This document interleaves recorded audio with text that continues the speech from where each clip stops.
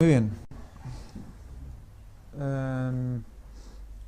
Supongo que todos me oís bien. Si no, decirlo. En todo caso, empezaremos. La lección de la escuela sabática de hoy se titula La siega y los segadores. En el texto para memorizar nos dice: En esto es glorificado mi Padre, en que llevéis mucho fruto, y seáis así mis discípulos. Fijaros cómo glorificar al Padre implica llevarle fruto. O sea, el acto de... cuando el Padre se siente pues complacido, es cuando nosotros nos movemos en esa dirección. Cuando nuestra vida se mueve en esa dirección, en buscar fruto. Fruto para Él. ¿Y el fruto quién es o qué son? Pues todos aquellos que están en la oscuridad, en la ceguera, en los que aún no han entendido o no han visto. Haciendo eso, glorificamos al Padre. Además damos testimonio. O sea, ese debe ser la meta en nuestra vida, si somos cristianos. Recordemos que Salomón nos dice que descubre él que toda la vida, todo lo que hay en nuestro alrededor es vanidad. Absolutamente todo es vanidad. Y que lo único realmente que importa es que tu vida esté dirigida a Dios, a llevar fruto. Por lo tanto, todo lo que no esté alrededor de esa línea va a vaciar en vez de llenar. Y solo tenéis que experimentar el momento en el que de alguna manera habláis a alguien y esa persona, por lo que sea, responde y te escucha, ¿no? Se sienta y te mira a los ojos y te escucha. En ese momento esa conexión que hay es como un torrente de energía a todo tu cuerpo y toda tu mente. Y cuando has acabado y ves que aquella persona se ha quedado con algo de lo que has dicho, es como que te dura toda la semana, ¿no? Pues eso es un poco... nos está llamando a eso, a actuar así nos lleva también a una salud mental y a una salud física importante. Parece que no, pero todo este acto de moverse en pos del otro, porque sabes que aquello le va a hacer bien a él, es edificante también para ti. En la lección del sábado nos dice: entrenar a los líderes para dirigir campañas de aumento de feligresía y para hacer publicidad en los medios y relaciones públicas en lugar de prepararlos para la guerra espiritual es invitar al desastre. La verdadera evangelización y discipulado están centrados en 1. El reconocimiento de nuestra pecaminosidad. 2. Una real contrición de corazón. 3. Nuestra entrega espiritual total. Y 4. El impulso irreprimible de diseminar el mensaje divino.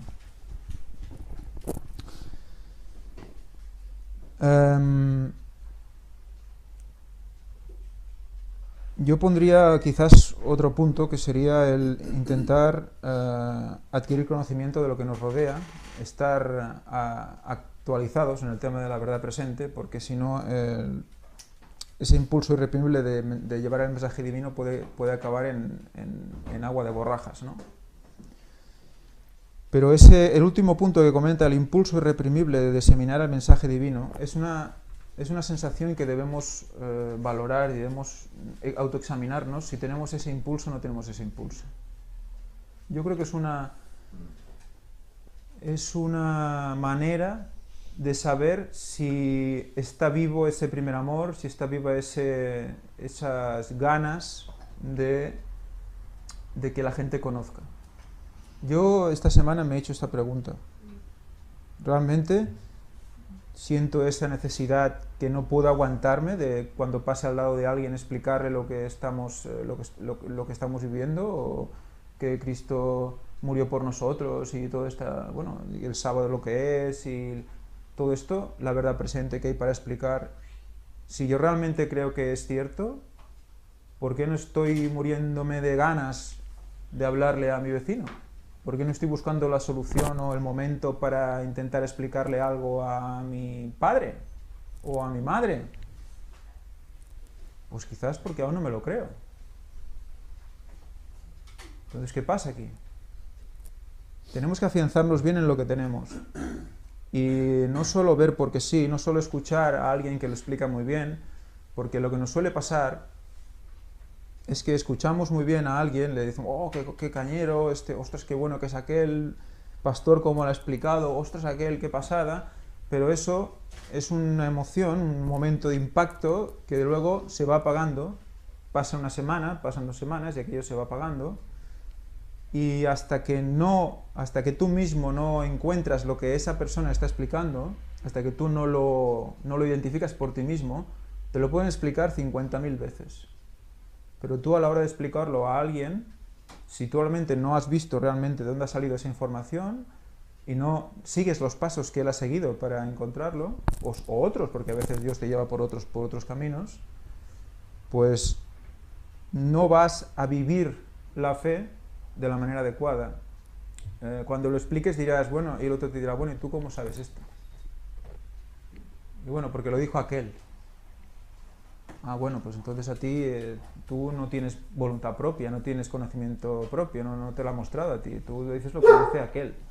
Pero no, ¿tú qué crees? Porque la gente normalmente tiene la tendencia a ver si realmente eso que estás diciendo lo crees tú o no. Porque dice, bueno, si te han embaucado a ti, a mí también me pueden embaucar, ¿no? Si tú no eres capaz de demostrarle tú mismo lo que estás diciendo, mejor que no se lo digas. Por eso es tan importante ese autoexamen, ese impulso irreprimible de diseminar el mensaje divino. Yo creo que esa frase nos debe hacer reaccionar y ver si, porque a veces nos consideramos que estamos como muy bien, como que sabemos muchas cosas, muchísimas cosas, tenemos ahí en un saco metidas. Yo sé esto, yo sé lo otro, yo sé lo otro. Pero sabemos cómo expresárselo a los demás en ese momento concreto. Podemos argumentar para explicarle a aquella gente. Aparte de que el Espíritu Santo en ese momento nos va a llenar, ¿no? Y nos va a dirigir el mensaje, pero tenemos que prepararnos por el otro lado también, ¿no? Muy bien. El pan del mendigo, lección del domingo. Aquí nos hace una pregunta interesante. Dice, ¿qué nos enseñan estos textos acerca de las maneras en que lo humano y lo divino actúan juntamente en la ganancia de almas? Esto es muy interesante porque ¿qué era Cristo sino una unión entre lo humano y lo divino? Y era lo más efectivo, ¿no? Jesús era muy efectivo, lo humano y lo divino para ganar almas. Y como vimos en las lecciones en las conferencias de puertas dimensionales y en todo el resto, porque ya no sé dónde lo dijimos en el tercer ángel, de puertas dimensionales, no sé. Pero vimos esa unión de tú en mí, yo en ti, o sea, cómo a través del Espíritu Santo tenemos esa comunión con Cristo. Vimos en el texto bíblico cómo era la comunión con su sangre, comunión con su cuerpo. Por lo tanto, tiene que haber una unión entre lo humano y lo divino para que la obra vaya por buen camino. No puede ser solo tradición humana, especulación humana. Como dice aquí, vamos a hacer grandes campañas publicitarias, vamos a ver que la gente se queda alucinada con lo que tenemos que decir y tal, y olvidarnos de la guía del Espíritu Santo. A lo mejor el Espíritu Santo no quiere que hagas concretamente eso, quiere que hagas otra cosa. Te muestra el camino, te muestra el mensaje que debes decir, y debes decirlo por lo que te muestra. Y entonces aquí pues me gustaría recordar ese 6 y ese 7, ese 6 que era el número del hombre, y ese 7 que era el número divino, la perfección divina, como en Cristo tenemos esos dos juntos, ¿no? Recordad ese número 42 famoso que salía, 6 por 7, que representaba la unión de los dos, o el mismo número 13. Y los que quizás no hayan visto alguna de las conferencias que hemos hecho dirán, bueno, ¿y el 13? El 13 no era el Vaticano, Vaticano y el 13 tenéis una conferencia que se llama Vaticano y el 13. Pero los 13 también es 6 y 7. Y dices, bueno, ¿y por qué el Vaticano coge el 13? Pues porque el 13 representa a Cristo. el hombre y Dios. Por eso está obsesionado con el 13. ¿Qué hace más que imitar? No hace nada más que imitar. Por lo tanto... El 13 es Dios. Pero 12... 12 más 1. Más 1. Sí, que era él también. O sea que siempre hay una conjunción de las dos cosas. Se me ha colado el catalán. Bueno, aquí hay también una frase interesante. Dice, la evangelización ha sido definida en lenguaje popular como los mendigos que cuentan a otros mendigos dónde encontrar pan. Es una frase muy interesante porque tenemos que sentirnos un poco como inferiores a los demás. Lo dice la misma palabra de Dios. Tú debes sentirte un poco inferior a tu prójimo. Bueno, pues seguimos con la escuela sabática de hoy. Pasamos a la lección del lunes. En el lunes nos habla de unos textos, Lucas 24, del 47 al 53, y Hechos 1, del 6 al 8, y luego también del 16, 6 al 10. Dice, ¿por qué era necesario esperar al Espíritu? ¿Cuál fue el lugar del Espíritu en la tarea evangelizadora de la Iglesia primitiva? ¿Qué estímulo podrían obtener los creyentes modernos de la experiencia de Pablo frente a la frustración? ¿Qué lecciones con respecto a la paciencia y a esperar los tiempos de Dios se sugieren en estos pasajes? Aquí explica también cuando Cristo sale, cuando Cristo se va y les dice que les deja otro consolador, y también el momento en que ellos reciben este derramamiento del Espíritu en Pentecostés. Y más abajo en la lección nos dice, esta perseverancia estaba anclada en la dependencia completa de Cristo del Espíritu de Dios. Jesús entendió que a menos que estos discípulos también experimentaran esta dependencia, el progreso del reino terminaría estando seriamente limitado. A la inversa, si ellos aprendían desde el comienzo esta lección, su ministerio futuro estaría destinado a logros celestiales. Por lo tanto, su orden al despedirse fue: esperen.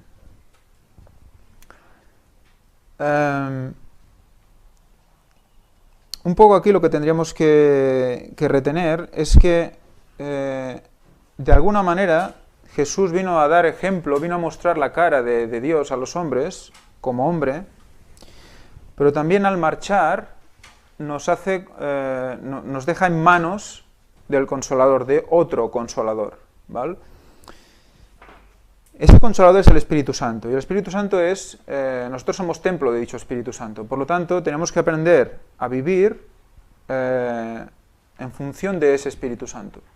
O sea, el Espíritu Santo nos tiene que guiar, y por lo tanto esa es la experiencia que Cristo al irse nos deja como responsabilidad. Lo mismo que Él hizo en vida, lo tenemos que hacer nosotros ahora. O sea, tenemos que tomar ese ejemplo y aplicarlo a nuestra vida. Recordad que hicimos un comentario como que pasaron de estar al lado de Cristo a tener al Espíritu Santo dentro, ¿no? Era como que Cristo les estaba enseñando a vivir con el Espíritu, y luego les dice, bueno, ahora es vuestra oportunidad, ahora os toca a vosotros, ¿no? Y cómo ese Espíritu tiene que guiar a la Iglesia para hacer pues todas las acciones que se tienen que hacer para expandir el Evangelio, ¿no? Te hacen una pregunta abajo en este día, dice, ¿cómo pueden los espíritus ansiosos calmarse para esperar pacientemente a la conducción del Espíritu? ¿Qué acciones prácticas deberíamos llevar a cabo en nuestros esfuerzos para cultivar esa paciencia? Una confianza paciente y llena de oración, ¿qué indica sobre nuestra relación con Dios? Yo aquí creo que se está haciendo mucho énfasis en el esperar, y quizás no tanto en el qué debemos hacer mientras esperamos, porque no podemos esperar sentados a que venga el derramamiento del Espíritu Santo y nos lleve a todos a un lugar concreto, ¿no? Nos diga, mira, ahora vete para allá, y tú, pum, vas a ir, ¿no? Creo que tiene que haber un modo de vida dirigido a esto, y hay una parte que nosotros debemos hacer. Nosotros debemos esperar, pero haciendo nuestra parte. No podemos esperar en pasividad, debemos esperar en acción, porque es lo que Dios quiere de nosotros. Por lo tanto, todo lo que es leer, estudiar, afianzarnos, orar y luego pues nuestra dieta, todo esto pidiendo luego a Dios el derramamiento del Espíritu, pues eso sí, pidiéndolo, porque como estudiando casualmente, ayer estudiamos el estudio bíblico del Espíritu Santo con unos amigos que serán hermanos de aquí poco, bueno, la hermana que será futura hermana de aquí poco, si Dios quiere. Estuvimos estudiando el Espíritu Santo y vimos como la manera de recibirlo, la primera manera, lo primero que se tiene que hacer es pedirlo. No podemos estar esperando a que venga sin pedirlo, también hay que pedirlo. Pedirle al que te lo puede dar, al que es él mismo. Referente a lo que estabas diciendo de que si no podemos estar esperando sentados, ¿esperar qué? Porque si estamos sentados no estamos esperando nada. Pero hay un pastor que dice que la iglesia adventista hace años, en sus inicios, fue un movimiento, el movimiento adventista. Y hace la referencia a que también movimiento, ¿qué quiere decir? Que se movían. Pero ahora ha dejado de ser el movimiento adventista. Ahora es la iglesia adventista. ¿Y por qué? Porque todos se concentra en estar en la butaca o en los bancos. Y ahí esperar y tragar todo lo que le dicen y ni buenas cosas que dicen a veces también en los sermones. Uh-huh. Entonces no hay algo que nos motive a ir a predicar, sino que solamente estar sentado esperando que el pastor o que el anciano hagan las cosas por nosotros. ¿Por qué? Porque no se nos inculca eso. Sí, entramos en el vicio en la comodidad o en la asunción de que no somos tanto como es el pastor, o no tenemos tantos conocimientos como él tiene, y como él los tiene todos y para eso es su trabajo, pues ya nos lo enseñará lo que debemos saber, ¿no?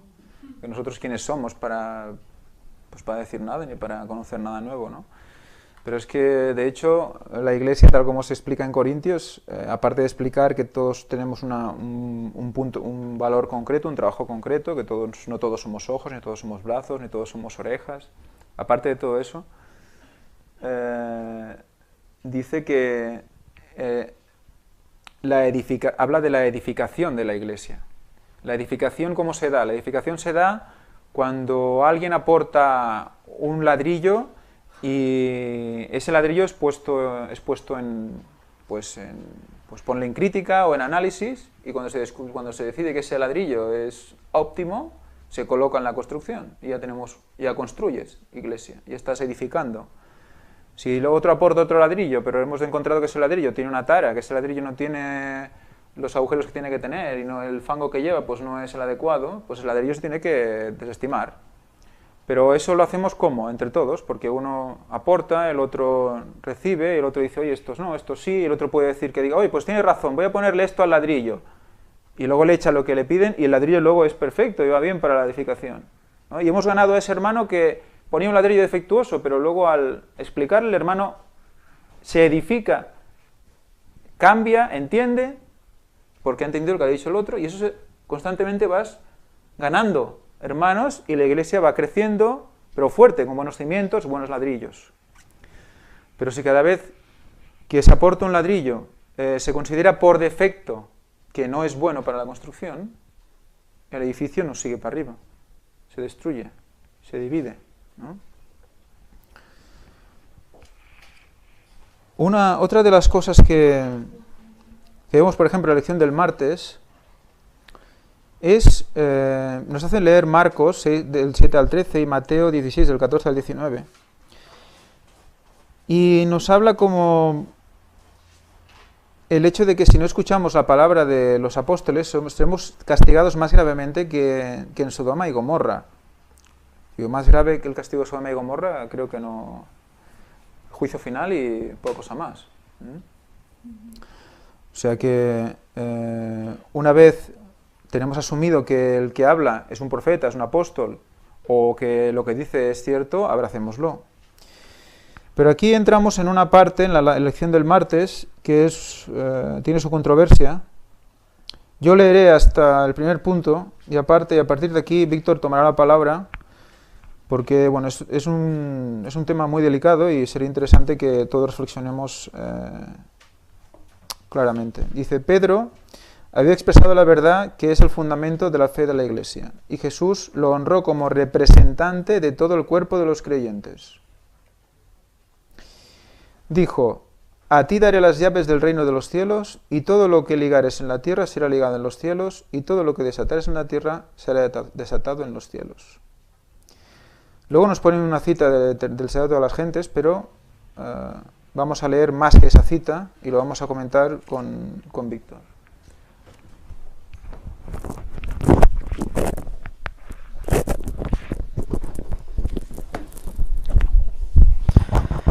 Bien, hay un detalle que al leer la lección de escuela sabática, como decía Ángel, no sé si a los demás os ha pasado lo mismo, yo cuando lo leí me quedé sorprendido porque no vi más explicación y automáticamente pensé, lo has leído enterito, ¿verdad?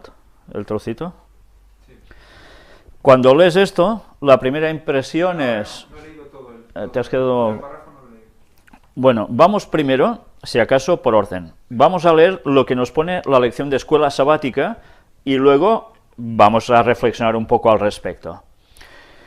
Hay los textos que sí que has hecho mención y luego nos cita página 382 del deseado de todas las gentes. Hablo de la parte del martes 18 de marzo. Entre comillas, porque ya empieza el escrito de Elena White, dice: Pedro había expresado la verdad que es el fundamento de la fe de la Iglesia, y Jesús lo honró como representante de todo el cuerpo de los creyentes. Dijo: a ti te daré las llaves del reino de los cielos, y todo lo que ligares en la tierra será ligado en los cielos, y todo lo que desatares en la tierra será desatado en los cielos. Las llaves del reino de los cielos son las palabras de Cristo. Todas las palabras de la Santa Escritura son suyas y están incluidas en esa frase. Esas palabras tienen poder para abrir y cerrar el cielo. Declaran las condiciones bajo las cuales los hombres son recibidos o rechazados. Así la obra de aquellos que predican la palabra de Dios tiene sabor de vida para vida o de muerte para muerte. La suya es una misión cargada de resultados eternos. Si solo leemos esto, ¿qué conceptos viene a la cabeza, sobre todo si os habéis criado en países católicos? Claro, claro. Pedro, entonces, es el líder de los cristianos. Por tanto, el catolicismo es cierto, porque se basa en que Pedro es el primer papa, y lo que él diga es misa, nunca mejor dicho. Él abre y cierra. ¿Tú serás salvo o no serás salvo? ¿Cuál es el escudo del Vaticano, precisamente? ¿Lo recordáis? Las dos llaves cruzadas. Entonces, mirad cómo no es solo algo que me vino a mí a la cabeza, sino que ha habido personas que han hablado conmigo esta semana y me han dicho: no entiendo esto. ¿Cómo puede ser? Porque el primer concepto que nos viene sigue siendo el de mentalidad católica. Pero es que, claro, aquí no añaden nada más.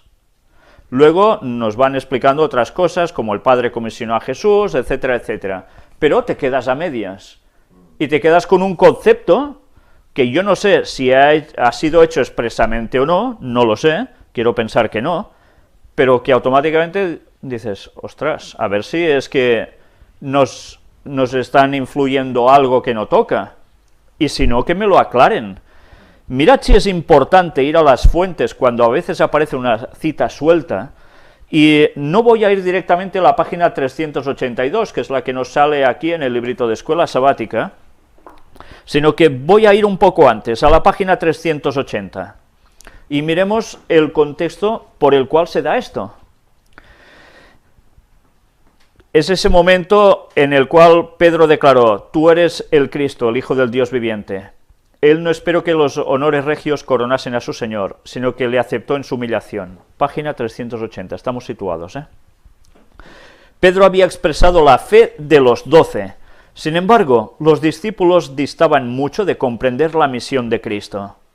La oposición y las mentiras de los sacerdotes y gobernantes, aun cuando no podían apartarlos de Cristo, les causaban gran perplejidad.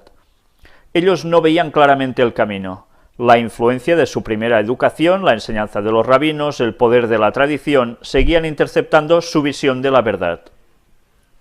De vez en cuando resplandecían sobre ellos los preciosos rayos de luz de Jesús, mas con frecuencia eran como hombres que andaban a tientas en medio de las sombras.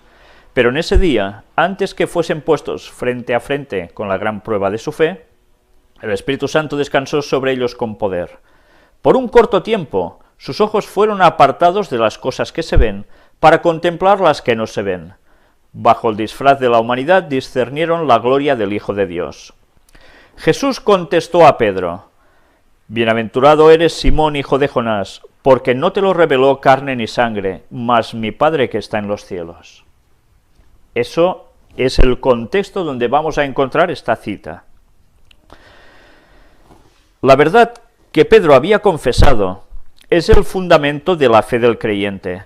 Es lo que Cristo mismo ha declarado ser vida eterna. Pero la posesión de este conocimiento no era motivo de engreimiento, no era por ninguna sabiduría o bondad propia de Pedro, por lo que le había sido revelada esa verdad. Nunca puede la humanidad de por sí alcanzar un conocimiento de lo divino. Es más alto que los cielos, ¿qué harás? Es más profundo que el infierno, ¿cómo lo conocerás? Únicamente el espíritu de adopción puede revelarnos las cosas profundas de Dios que ojo no vio ni oído oyó y que jamás entraron en pensamiento humano. Por tanto, cuando Pedro pronunció estas palabras, no lo hacía de por sí, sino movido por una inspiración del Espíritu Santo que le hizo decir esto. Lo utilizó. Pero a nosotros nos las ha revelado Dios por medio de su Espíritu, porque el Espíritu escudriña todas las cosas, y aun las cosas profundas de Dios.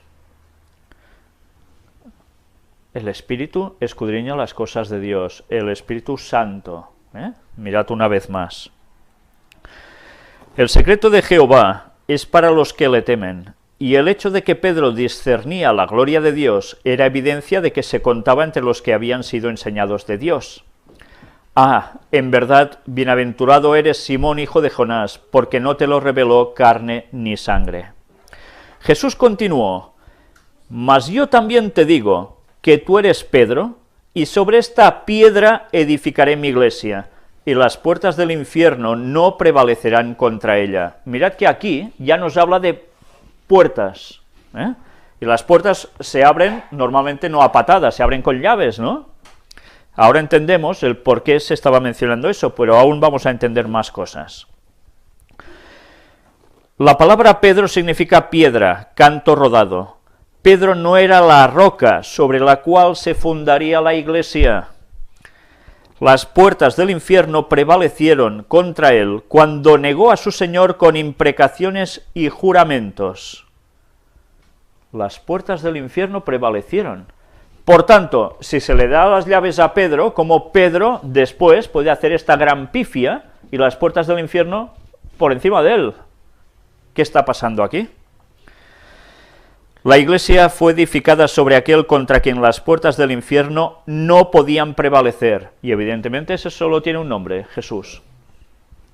Siglos antes del advenimiento del Salvador, Moisés había señalado la roca de la salvación de Israel. El salmista había cantado acerca de la roca de mi fortaleza. Isaías había escrito: Por tanto, el Señor Jehová dice así: He aquí que yo fundo en Sión una piedra, piedra de fortaleza, de esquina, de precio, de cimiento estable. Pedro mismo, escribiendo por inspiración, aplica esta profecía a Jesús. Dice: Si habéis gustado y probado que es bueno el Señor, allegándoos a Él como a piedra viva rechazada en verdad de los hombres, mas para con Dios escogida y preciosa. Vosotros también como piedras vivas sois edificados en un templo espiritual. Aquí es Pedro el que escribe, en una de sus epístolas. Jesús ya no está, Y Pedro está reconociendo que la piedra viva, ¿quién es? Es Cristo, no es Él. Pero mirad aún más. Porque nadie puede poner otro fundamento que el que está puesto, el cual es Jesucristo. Sobre esta piedra, dijo Jesús, edificaré mi iglesia. En la presencia de Dios y de todos los seres celestiales, en la presencia del invisible ejército del infierno, Cristo fundó su iglesia sobre la roca viva. Esa roca es Él mismo, su propio cuerpo quebrantado y herido por nosotros. Contra la iglesia edificada sobre ese fundamento no prevalecerán las puertas del infierno. La iglesia, fundamentada sobre el fundamento que es Cristo, no hay puertas de infierno que valgan.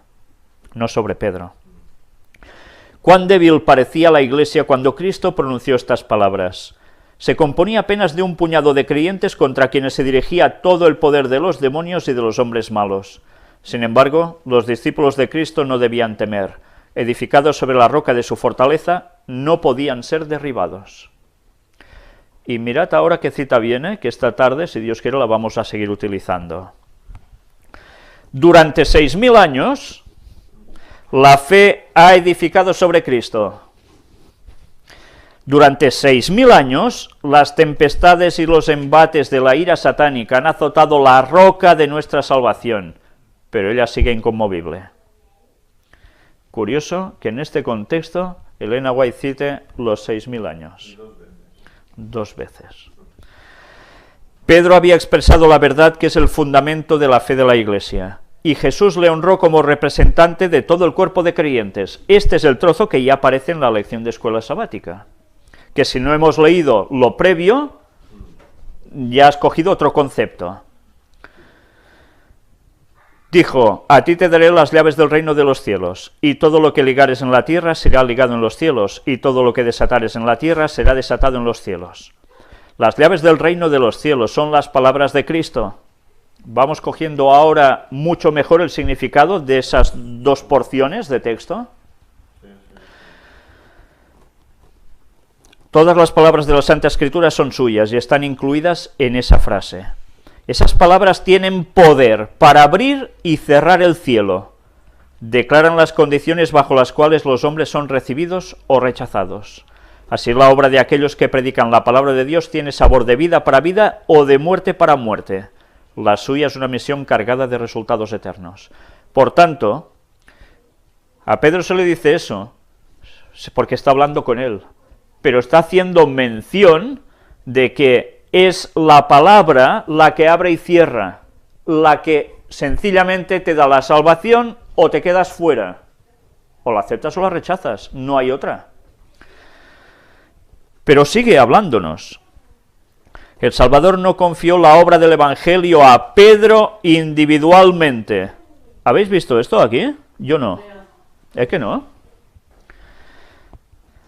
El Salvador no confió la obra del Evangelio a Pedro individualmente. En una ocasión ulterior, repitiendo las palabras que fueron dichas a Pedro, las aplicó directamente a la Iglesia. Y lo mismo fue dicho en sustancia también a los 12 como representantes del cuerpo de creyentes. Si Jesús hubiese delegado en uno de los discípulos alguna autoridad especial sobre los demás, no los encontraríamos contendiendo con tanta frecuencia acerca de quién sería el mayor. Se habrían sometido al deseo de su maestro y habrían honrado a aquel a quien él hubiese elegido. ¿Se puede ser más claro? No. Si solo cojo dos parrafitos de nada, el concepto no me queda nada claro. Y va hablando después aún de la pifia que volvió a hacer Pedro, cuando le dice, Señor, tal cosa no te acontezca. ¿Y qué le dice Jesús? Apártate de mí, Satanás. Pues se le acaba de dar las llaves para que abriera y cerrara todo. Entonces, pues nos damos cuenta cómo hemos de buscar más que un simple trozo para no caer en posibles errores. Cuando yo tuve ese concepto al leer la escuela sabática, os digo la verdad, me indignó, porque pienso, ¿y no se dan cuenta que diciendo esto solo pueden llevar a las personas al otro lado, a un ecumenismo papal total? Bueno, igual la idea es esa. No lo sé si esa es la idea, pero desde luego con la duda te quedas. La infiltración está Ahí estamos. por tanto, Entonces, ¿Por qué él elige a Pedro? ¿Por qué él? bueno, si acaso ya te paso el micro y sigue tú. Porque es igual. sí. Es que esto lo dominas más. ¿Y por qué él elige a Pedro con ese nombre tan ambiguo? ¿Por qué no elige a Simón o a Felipe? para que investigues. También, pero no, pero espérate, Sí, no, claro. sí, pero ahí está diciendo algo, creo yo. Pedro no viene de piedra. Pedro es piedra pequeña y Jara, si estuviera aquí, nos daría una lección de eso, Es un porque canto está rodado. metido con el... Pedro es piedra pequeña y piedra es roca grande también, ¿eh? Son dos cosas diferentes. Pero fíjate cómo no estamos hablando siempre de que Él está en nosotros, nosotros en Él. No sé si por dónde ves por dónde yo voy. Roca grande, roca pequeña. Elige a Pedro porque ese nombre que está diciendo, que somos sus hermanos, somos como Él, pero en la tierra, como vamos a hacer su trabajo también aquí, a través de Él. Y es como un yo en Él en mí, Claro. es parte de la roca. Por eso el atar y el desatar va ligado a la palabra de Dios, claro, porque somos los que damos el mensaje de salvación que unos pueden aceptar, otros rechazar. Dios es con minúscula. Es lo mismo. Esos sois dioses. Sí, sí. Si Él es la roca, los que estamos en la tierra somos piedrecitas. Somos a su imagen y semejanza. Por lo tanto, eso también nos puede hacer entender por qué eligió a Pedro, y hay tanta historia con esto, ¿no? Y además, recordemos, Pedro en verdad es piedra canto rodado, y las piedras ¿de dónde proceden? No se crían solas, sino que proceden de las rocas. De las rocas. Rocas fragmentadas que el río arrastra, cantos rodados, Rolling Stones, ¿no? Serían. Sí. Y esa es la terminación de una piedra. Tiene una procedencia, ha tenido una base. O sea, que Sigue el agua, siendo parte de lo mismo. o sea que el agua es la que ha formado esa piedra. Lo pule, el agua lo pule, ¿eh? Con un canto rodado la deja redondita porque va arrastrándose. Y eso es mucha agua. Mucha. ¿Vale? O sea que estamos ahí otra vez, en Otra el mismo vez. mensaje del agua. Pues bien, ya veis lo importante que es ir a las fuentes. Yo me alegré cuando vi una cita de Elena White aquí, porque cada vez se ven menos citas de Elena White, pero claro, si se ponen aquí y no se explican bien, pues qué fácil es, como las personas que han hablado conmigo esta semana, decir, entonces, ¿qué pasa? No entiendo esto. Claro. Como Vayamos estas con hay cuidado, tantas que sacamos de contexto para querer decir Bueno.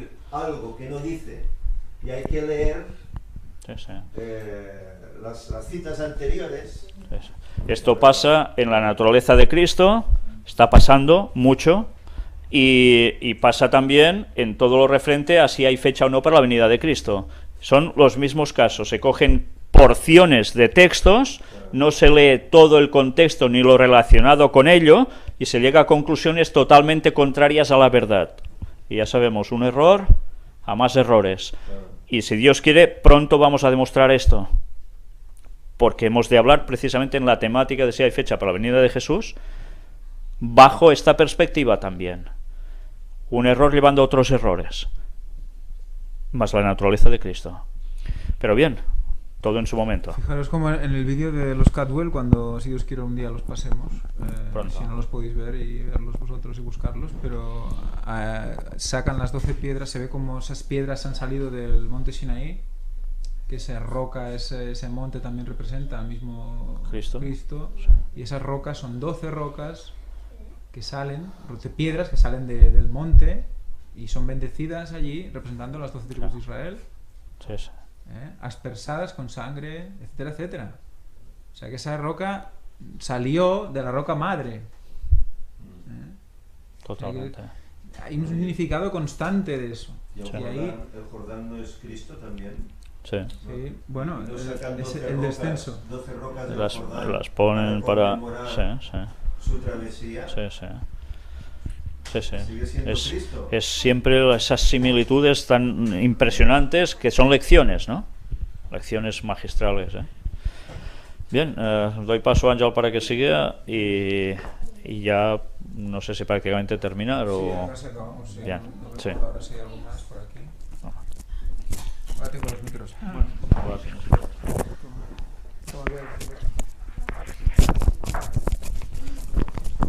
Bueno, pues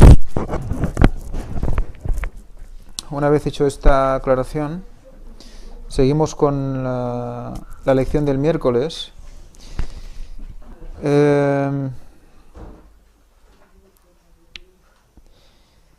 Aquí nos pone un ejemplo de una experiencia con un pastor en el cual se le presentaban pues propuestas para evangelizar fuera de la iglesia a todos aquellos que no conocen la palabra de Dios, Y el pastor pues comenta que, bueno, ¿y qué podemos hacer por la gente que está dentro de la iglesia, ¿no?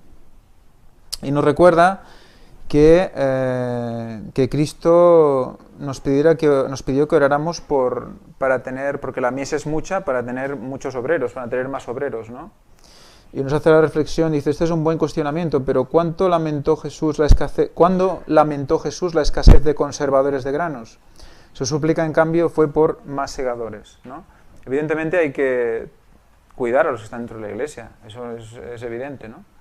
Pero una vez están bien formados, que eso es creo que lo que es lo básico, ¿no? Que cuando entren a la iglesia estén bien formados, sepan a dónde entran, sepan cuál es su camino como cristiano, qué es lo que deben hacer una vez bautizados también, y si saben sus bases, entonces ya es el Espíritu Santo el que va llevándolos y va guiándolos, ¿no? Y cuando tienen pues alguna duda, algún concepto, pues ¿a qué acuden? Tienen que acudir pues, a sus ancianos, a sus maestros que les enseñaron, o a alguien que tenga más experiencia sobre una cosa concreta, y entonces solucionar lo que tengan que solucionar, ¿no?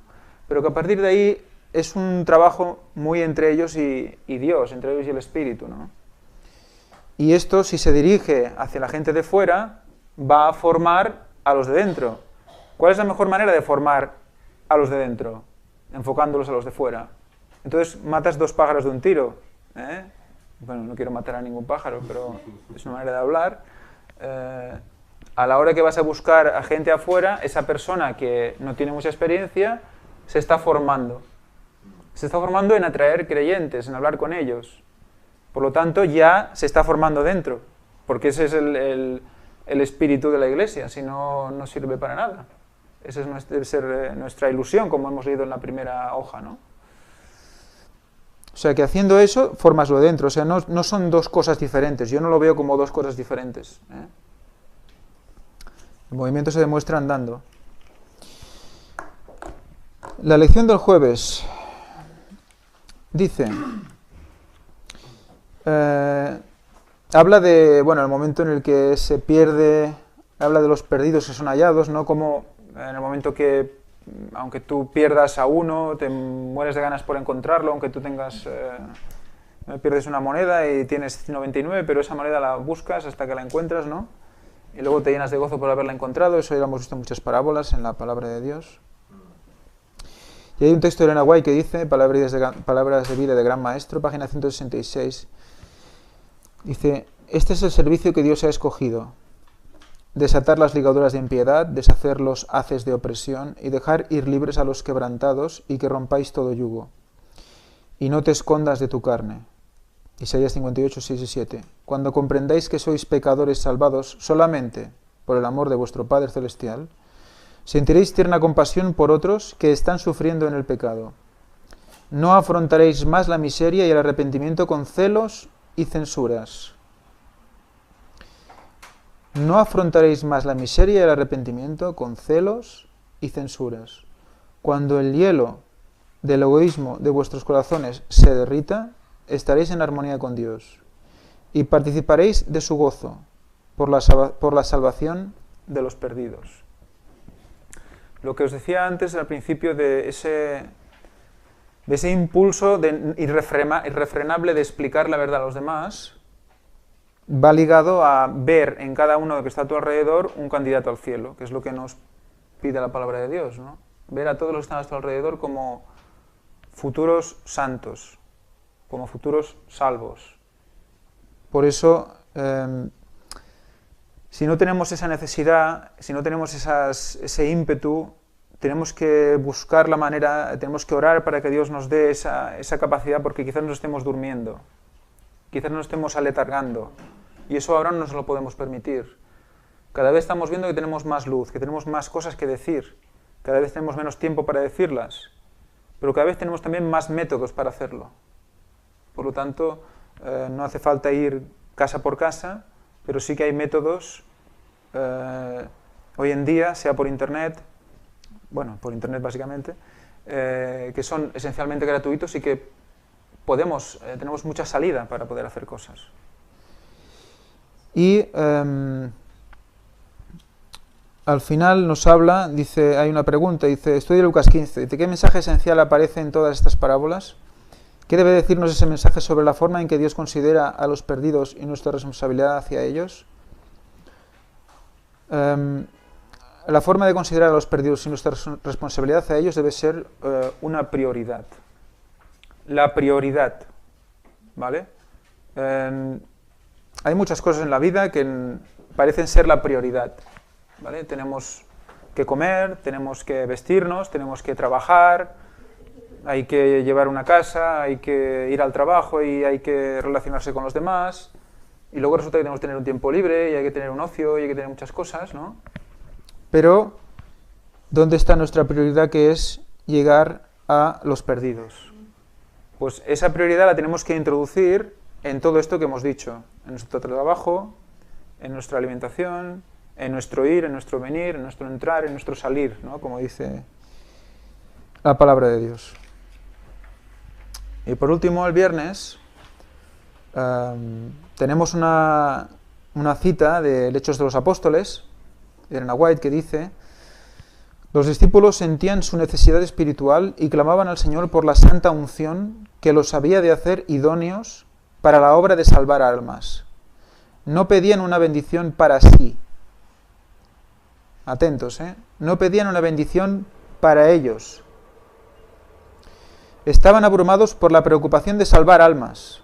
Comprendían que el Evangelio había de proclamarse al mundo y demandaban el poder que Cristo había prometido. O sea, ellos no demandaban bendición para ellos, pero ¿fueron bendecidos ellos? Yo creo que sí. Somos bendecidos al intentar salvar almas, porque pedimos la bendición para ellos, pero al pedir la bendición para ellos, la recibimos nosotros. O sea que no podemos cerrar el ciclo solo pidiendo para nosotros, sino se cierra el traspaso de energía, no llega al otro. Entonces, también nos hacen una pregunta.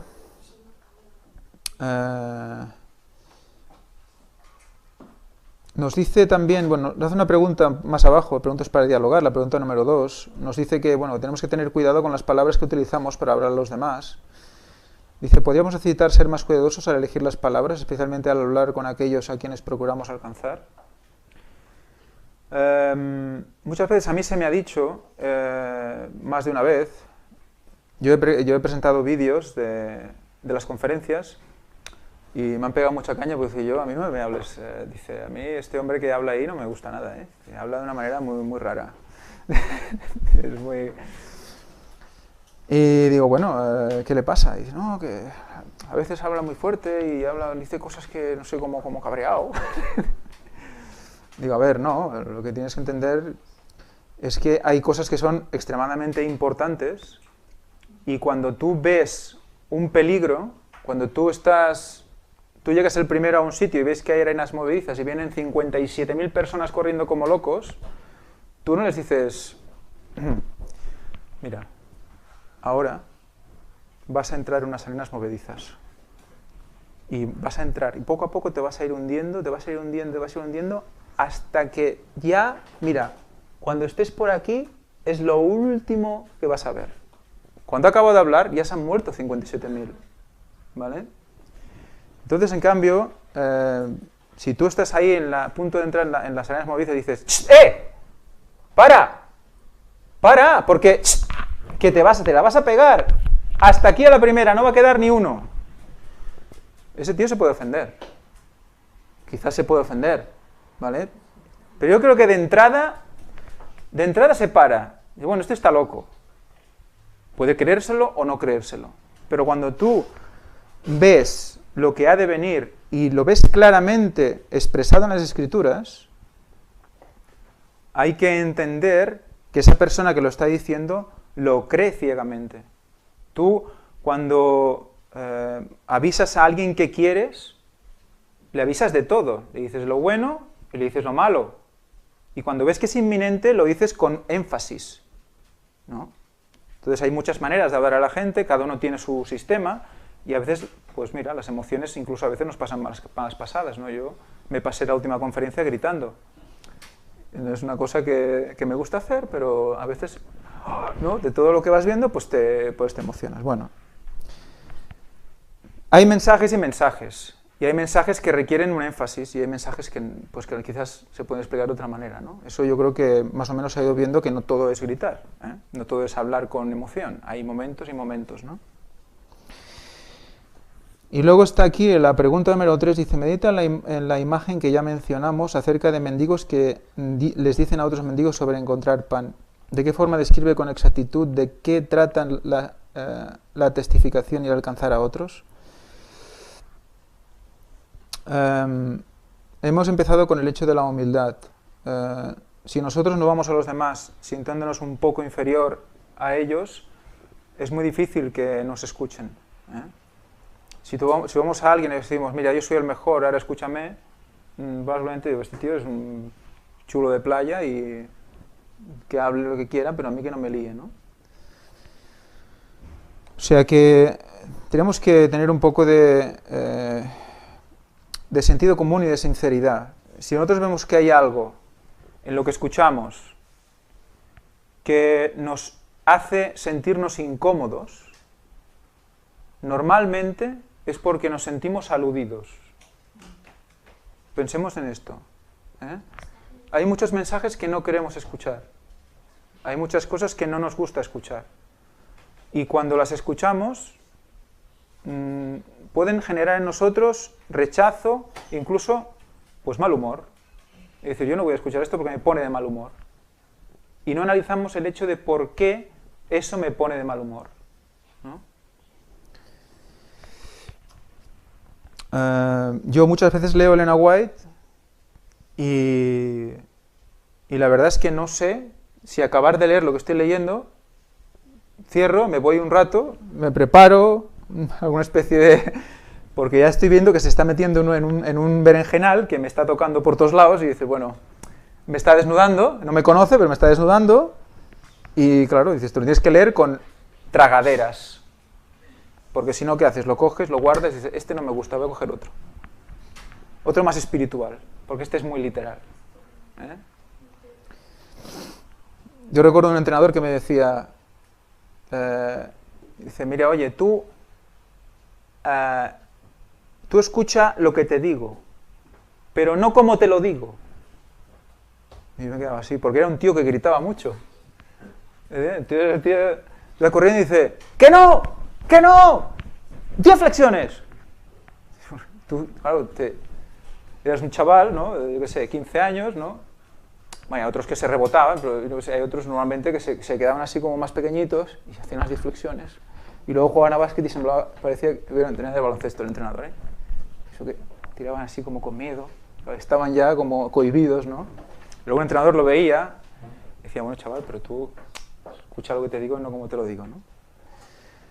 Y eso es un ejercicio interesante que a mí me sirvió para intentar quitar los prejuicios emocionales de los mensajes, ¿no?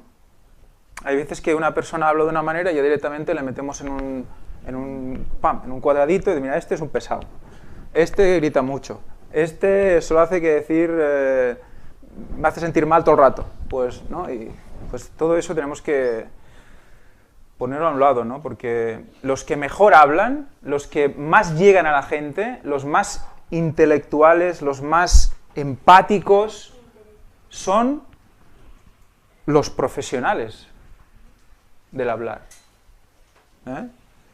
Fijaros, ¿eh? Los que tienen cuidado hasta el último detalle del tono de su voz y lo ensayan 57 veces, están llevando a masas a la perdición, a masas enteras a la perdición, ¿eh? A mí personalmente, el señor Palmer, que habló el otro día del ecumenismo, a mí me encantó.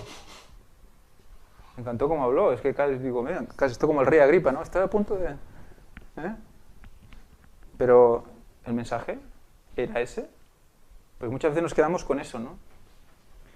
O sea que es un tema muy interesante que tenemos que ver que Dios eligió a personas, un pescador, un recaudador de impuestos, a unos los más odiados, otros los que hablaban con pescados, porque mucha gente no creo que hablara, un pescador habla con poca gente, ¿no? Tú eres un pescador, tú lo sabes, tenemos a Tony, aquí hay un pescador, habla con el pescado y lo hace... ¿Vale? Y si no le gusta lo que dice, se lo come. ¿Eh? Sí. O sea que somos gente, yo creo, somos gente que venimos de donde venimos, ¿no? Y Dios llamó a ellos como creo que Dios nos está llamando a todos nosotros, a decir todo lo que tenemos que decir, como lo tenemos que decir, para llegar a la gente que tenemos que llegar. Y unos llegarán a unos y otros llegarán a otros. Pero escuchemos el mensaje y veamos si ese mensaje lo tenemos que abrazar o no. Eso es lo que creo que nos debe quedar. Y con el mensaje pasa lo mismo. El mensaje pasa lo mismo que cuando, hablando de entrenadores, uno hace pesas y le dicen, sin dolor no hay crecimiento.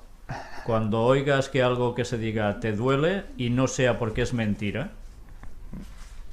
es que entonces vas a crecer si lo abrazas. Si no, nada de nada. Estarás cómodo perdiendo el tiempo. Sí, el orgullo es eso. Es el efecto hipnótico del orgullo. Si tú te estás orgulloso y tienes una posición de yo no paso de aquí, pues en ese momento que sientes ese momento de incomodidad es porque hay alguna cosa que probablemente te está llevando a cambiar algo de lo que estás creyendo o haciendo, ¿no? Bueno, pues nada, eso es todo lo que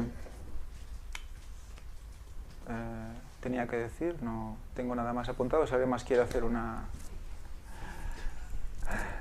una apreciación o algo, pues es el momento. Bueno, hoy no hay predicación. Eso, no hay predicación porque hemos tenido muchísimos problemas de emisión. Hemos tenido que cambiar así a lo loco de un canal a otro.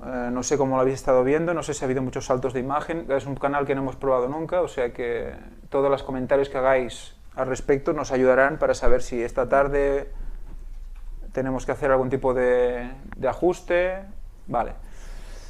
Pues nada, nada más. En todo caso, feliz sábado a todos y tengáis una buena semana.